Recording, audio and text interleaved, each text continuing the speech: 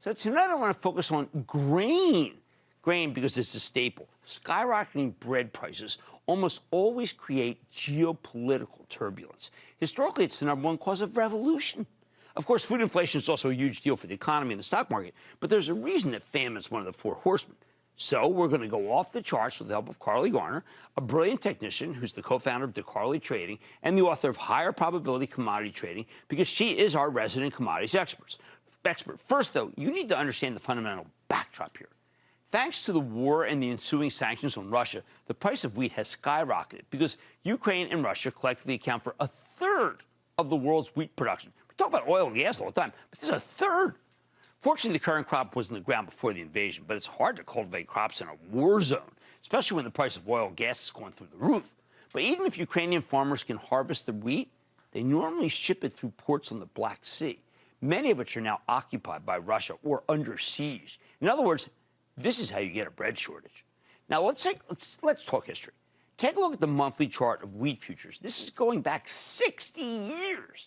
Garner points out that, like most commodities, wheat tends to trade sideways until something goes wrong, and it spikes into the stratosphere. See if we can see some of these. For the last 50-odd years, wheat mostly bounced between $3 and $6 per bushel. Even during the early 70s commodities boom, it only rallied to $6, a move it repeated in the mid-90s.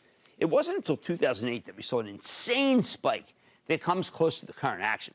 You might not remember, but in 2008, before the financial crisis really exploded, we had a gigantic bull market in commodities. Coal was up all the time. Thanks to the unusually dry weather in the United States, massively higher oil prices, and the opening of illiquid overnight electronic grain trading, the price of wheat temporarily jumped to $13 a bushel.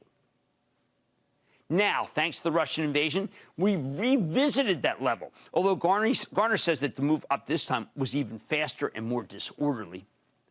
That's partly because futures exchanges set price limits on how much a particular commodity can move up in a single session, and this creates some weird dynamics. For example, when wheat is locked limit up, that's the term, meaning it's gone as far as it can go in one day, the short sellers have their back against the wall. They can't exit their positions because nobody wants to sell at the limit price, so they're trapped until the next day.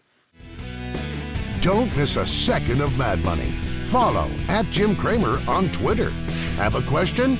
Tweet Cramer. #MadTweets.